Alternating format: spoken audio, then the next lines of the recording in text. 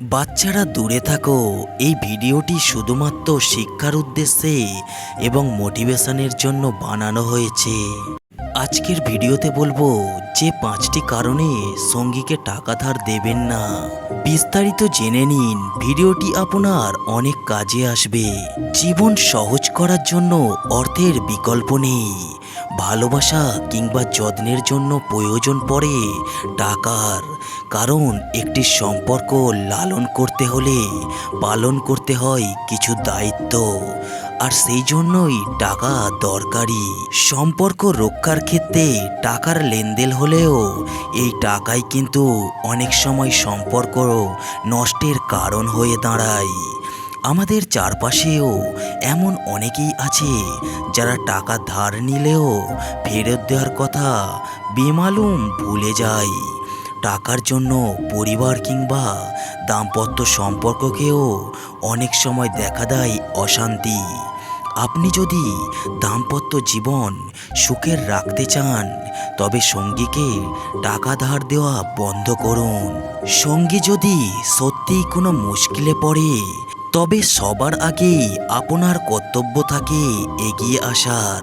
তার ক্ষতির আশঙ্কা থাকলে অবশ্যই তাকে সাহায্য করবেন।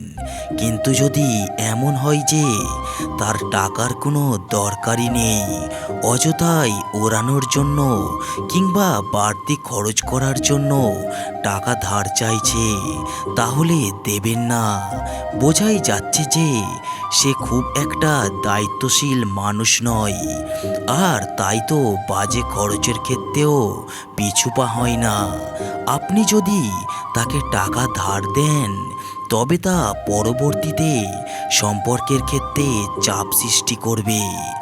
আপনার সঙ্গী যদি সারাক্ষণ টাকা নেই বলতে থাকে, তবে মায়ায় পড়ে তাকে ধার দিতে থাকবেন না। কারণ সে যদি পরিশ্রমী হয়, তবে কোনো না কোনো উপায় বের করে নেবে। যদি সে সারাক্ষণ টাকা চাইতেই থাকে, তবে তার প্রতি বিরক্তই আসবেই।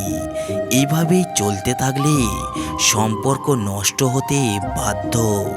সঙ্গীকে বারবার টাকা ধার দিতে থাকলে একটা সময় সম্পর্কে আর ভারসাম্য থাকবে না। নষ্ট হয় সম্পর্কের স্বাভাবিক সৌন্দর্য। খারাপ ব্যবহার, খারাপ মন্তব্য এইসব বের হয়ে যেতে পারে মুখ ফসকে, যে কারণে নানান জটিলতা তৈরি হতে থাকে। তাই সম্পর্কে ভারসাম্য রাখতে চাইলে অকারণে টাকা ধার দেওয়া বন্ধ করুন। প্রত্যেকের উপার্জনই কষ্ট করে করা। সেই টাকা কাউকে দিয়ে দিলে ধীরে ধীরে তৈরি হতে পারে মানসিক চাপ। বিশেষ করে টাকা ধার দেওয়া টাকা সঠিক সময়ে ফেরত না পেলেই তৈরি হতে পারে বাড়তি চাপ। টাকা ফেরত পেলেও অনেক সময় সম্পর্ক আগের মতো সুন্দর নাও থাকতে পারে। আপনি যদি নিয়মিত তাকে টাকা ধার দিতে থাকেন, তবে তার মধ্যে বাজে খরচের অভ্যাস তৈরি হবে। অকারণেই সেই টাকা নষ্ট করতে শুরু করবে। প্রত্যেকেরই সঞ্চয়ের অভ্যাস থাকা জরুরি। তাই মায়ায় পড়ে টাকা দেওয়া বন্ধ করুন। দিনের পর দিন টাকা দিতে থাকলে খেই হারিয়ে ফেলা স্বাভাবিক। আবার টাকা ফেরত না দেওয়া নিয়েও তৈরি হতে পারে ভুল বোঝাবুঝি। আশা করি বুঝতে পেরেছেন যেই কারণে সঙ্গীকে আপনি টাকা ধার দেবেন না। ভিডিওটা কেমন লাগলো অবশ্যই কমেন্ট করে যাবেন। আর এই ধরনের ভিডিও পেতে চ্যানেলটিকে অবশ্যই সাবস্ক্রাইব করে দেবেন।